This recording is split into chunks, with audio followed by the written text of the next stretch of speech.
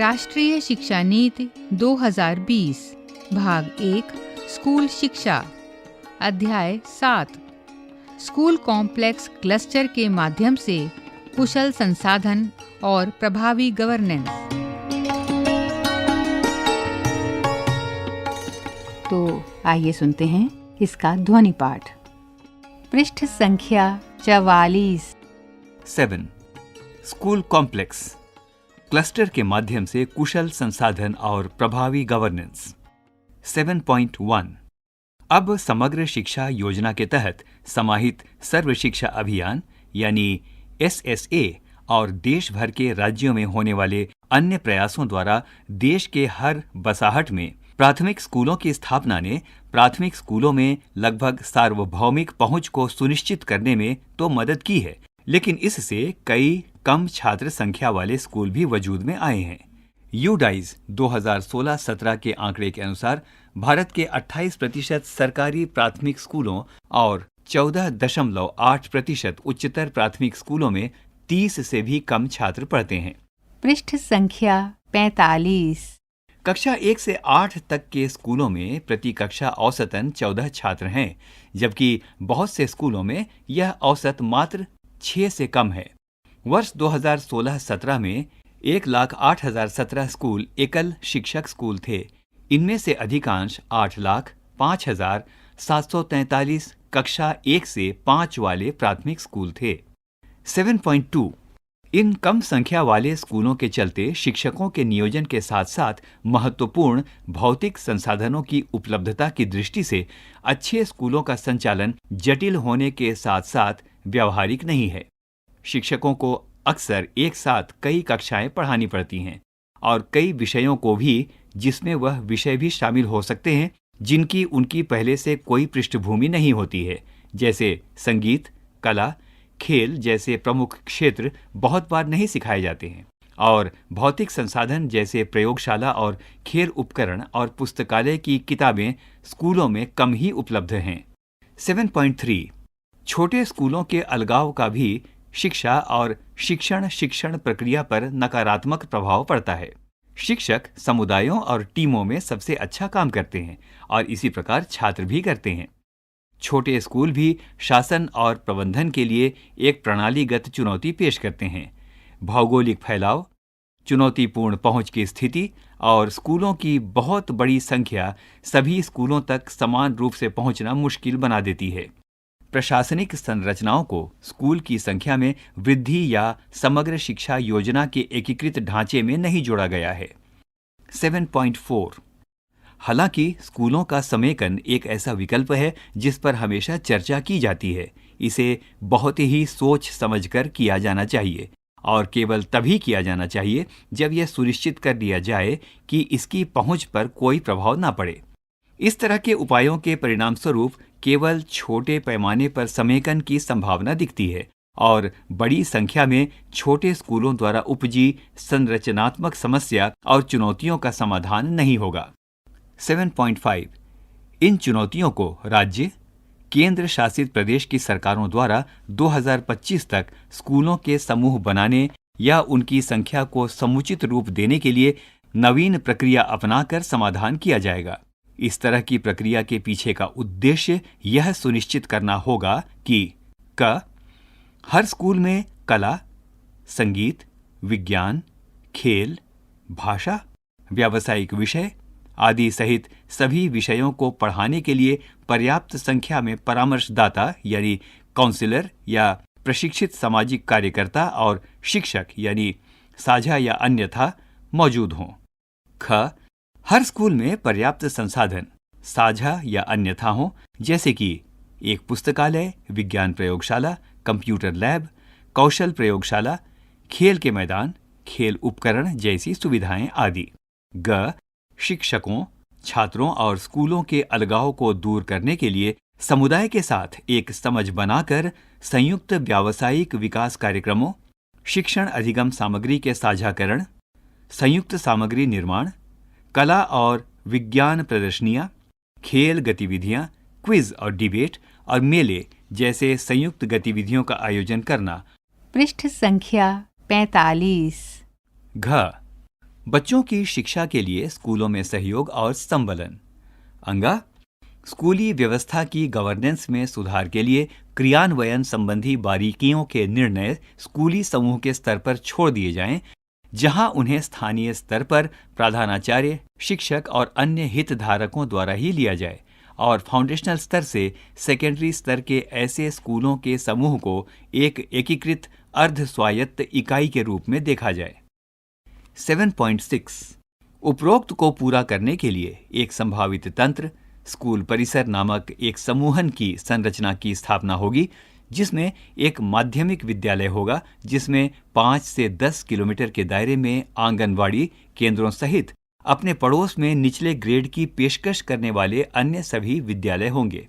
यह सुझाव सर्वप्रथम शिक्षा आयोग 1964-66 द्वारा दिया गया था, लेकिन इसे लागू नहीं किया गया था। यह नीति जहां भी संभव हो स्कूल परिसर क्लस्टर के विचार का दृढ़ता से समर्थन करती है। स्कूल परिसर क्लस्टर का उद्देश्य अधिक संसाधन दक्षता और क्लस्टर में स्कूलों के अधिक प्रभावी कामकाज, समन्वय, नेतृत्व, शासन और प्रबंधन होगा।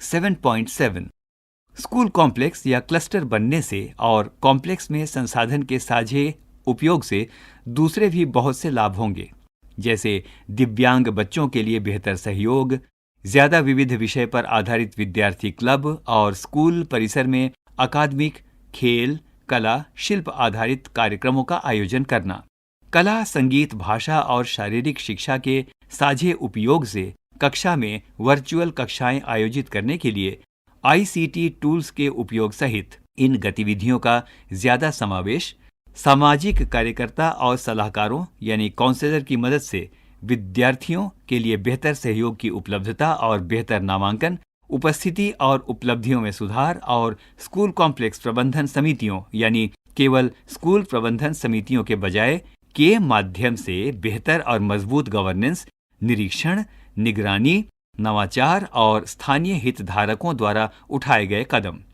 स्कूलों, स्कूल प्रमुखों, शिक्षकों, विद्यार्थियों, सहयोगी स्टाफ, माता पिता और स्थानीय नागरिकों के बड़े और जीवंत समूहों के आधार पर संसाधनों का कुशल उपयोग करते हुए पूरी शिक्षा व्यवस्था ऊर्जावान और समर्थ बनेगी। 7.8 स्कूल कॉम्प्लेक्स और क्लस्टर व्यवस्था से विद्यालयों का गवर्नेंस भी सुधरेगा और अधिक कुशल बनेगा। पहले DSE स्कूल कॉम्प्लेक्स क्लस्टर के स्तर पर अधिकार देगा, जो एक अर्ध स्वायत्त इकाई के रूप में कार्य करेगा। जिला शिक्षा अधिकारी DEO और ब्लॉक शिक्षा अधिकार BEO हर स्कूल कॉम्प्लेक्स और क्लस्टर को एक इकाई मानकर उसके साथ कार्य करेंगे। कॉम्प्लेक्स DSE द्वारा सौंपी जाने वाली जिम्मेदारियों को निभाएंगे और उसके तहत आने वाले प्रत्येक स्कूल समन्वय करेंगे। DSE द्वारा स्कूल कॉम्प्लेक्स क्लस्टर को काफी स्वायत्तता प्रदान की जाएगी, जिसके बल पर वे राष्ट्रीय पाठ्यचर्या फ्रेमवर्क NCF और स्टेट पाठ्यचर्या फ्रेमवर्क SCF का अनुपालन करते हुए समन्वित शिक्षा प्रदान करने की दिशा में जरूरी रचनात्मक कदम उठा सकें और पाठ्यचर्या शिक्षण शास्त्र के स्तर पर प्रयोगधर्मी हो जाएं। इस संगठन के तहत स्कूल मजबूत होंगे, ज्यादा स्वायत्तता पूर्वक कार्य कर पाएंगे और इससे कॉम्प्लेक्स अधिक नवाचारी और जिम्मेदार बनेंगे। पृष्ठ संख्या 47। इस दौरान DSE बड़े स्तर के लक्ष्यों पर ध्यान दे पाएगा, जिससे पूरी शिक्षा व्यवस्था की प्रभाविता में सुधार हो। 7.9 इन कॉम्प्लेक्स क्लस्टर द्वारा दोनों दीर्घकालिक और अल्पकालिक संदर्भ में एक योजनाबद्ध तरीके से काम करने की संस्कृति का विकास होगा। स्कूल MMC की मदद से अपनी योजनाएं SDP बनाएंगे। स्कूलों के प्लान के आधार पर स्कूल कॉम्प्लेक्स या क्लस्टर विकास योजना SCDP बनाए जाएंगे। SCDP में कॉम्प्लेक्स से संबंधित अन्य सभी संस्थानों जैसे व्यावसायिक शिक्षा संस्थान के प्लान शामिल होंगे और इसे कॉम्प्लेक्स के प्रधानाचार्य और शिक्षक MCMC की मदद से तैयार करेंगे और इस योजना को सार्वजनिक रूप से उपलब्ध भी किया जाएगा। इस योजना में शामिल होंगे मानव संसाधन, शिक्षण अधिगम संस्थान, भौतिक संसाधन और इंफ्रास्ट्रक्चर सुधार के लिए ली जाने वाली पहलें, वित्तीय संसाधन, स्कूल संस्कृति संबंधी पहलें, शिक्षक क्षमता का संवर्धन योजना और शैक्षणिक परिणामों संबंधी लक्ष्य। उसमें कॉम्प्लेक्स भर के शिक्षकों और विद्यार्थियों के समूह को एक जीवंत अधिगम केंद्रित समुदाय के रूप में विकसित करने के प्रयासों का ब्यौरा भी होगा। एसडीपी और एससीडीपी वे माध्यम होंगे जिनसे डीएसई समेत सभी हितधारक परस्पर जुड़ाव बनाए रखेंगे। एमएमसी और एमसीएमसी, एसडीपी और एसडीडीपी का उपयोग स्कूलों की कार्यप्रणाली और दिशा पर नजर रखने के लिए करेंगे और योजनाओं के क्रियान्वयन में सहयोग करेंगे। डीएसई, बीईओ जैसे उपयुक्त अधिकारी द्वारा हर स्कूल कॉम्प्लेक्स के एससीडीपी को स्वीकृति देंगे। इसके उपरांत डीएसई इन योजनाओं की सफलता के लिए अल्पावधि यानी 1 वर्ष और दीर्घावधि यानी 3 से 5 वर्ष के लिए संसाधन अर्थात वित्तीय, मानव और भौतिक आदि उपलब्ध कराएंगे। शैक्षणिक उपलब्धियों को हासिल करने के लिए अन्य प्रासंगिक सहयोग भी इसके द्वारा प्रदान किया जाएगा। डीएसई और एनसीईआरटी सभी स्कूलों के साथ एसडीपी और एससीडीपी के विकास के लिए विशेष मानक, उदाहरण के लिए वित्तीय, स्टाफ और प्रक्रिया संबंधी और फ्रेमवर्क उपलब्ध कराएगी जिन्हें समय समय पर संशोधित किया जाएगा। 7.10 निजी और सार्वजनिक स्कूलों सहित सभी स्कूलों के बीच परस्पर सहयोग और सकारात्मक तालमेल बढ़ाने के लिए देश भर में एक निजी और एक सार्वजनिक विद्यालय को परस्पर संबद्ध किया जाएगा, जिससे ऐसे संबद्ध स्कूल एक दूसरे से मिल और सीख सकें और संभव हो तो एक दूसरे के संसाधनों से भी लाभान्वित हो सकें। जहां तक संभव हो, इन दोनों प्रकार के स्कूलों की अच्छी प्रैक्टिस का दस्तावेजीकरण किया जाएगा, वितरण किया जाएगा और उन्हें पब्लिक स्कूलों की स्थापित प्रक्रियाओं में शामिल किया जाएगा। 7.11 हर राज्य और जिले को प्रोत्साहित किया जाएगा कि वह बाल भवन स्थापित करें, जहां हर उम्र के बच्चे सप्ताह में 1 या अधिक बार, उदाहरण के लिए सप्ताहांत में जा सकें और कला, खेल और करियर संबंधी गतिविधियों में भागीदारी कर सकें। ऐसे बाल भवन जहां संभव हो स्कूल कॉम्प्लेक्स क्लस्टर के हिस्से भी हो सकते हैं। पृष्ठ संख्या 48। 7.12 स्कूल पूरे समुदाय के लिए सम्मान का और उत्सव का स्थान होना चाहिए। एक संस्थान के रूप में स्कूल की प्रतिष्ठा को पुनः स्थापित करना चाहिए और स्कूल स्थापना दिवस जैसे महत्वपूर्ण दिवस समुदाय के साथ मिलकर मनाए जाने चाहिए। इस दिन स्कूल के विशिष्ट भूतपूर्व विद्यार्थियों की सूची प्रदर्शित की जानी चाहिए और उनका सम्मान होना चाहिए। इस्तेमाल में न आने वाले समय अथवा दिनों में स्कूल की भौतिक सुविधाओं का उपयोग समुदाय के लिए बौद्धिक, सामाजिक और स्वयंसेवी गतिविधियों के आयोजन के लिए और सामाजिक मेलजोल के लिए किया जाना चाहिए, जिससे स्कूल एक सामाजिक चेतना केंद्र के रूप में भी भूमिका निभाए। अभी आप सुन रहे थे राष्ट्रीय शिक्षा नीति 2020 भाग 1 स्कूल शिक्षा, अध्याय 7 स्कूल कॉम्प्लेक्स क्लस्टर के माध्यम से कुशल संसाधन और प्रभावी गवर्नेंस।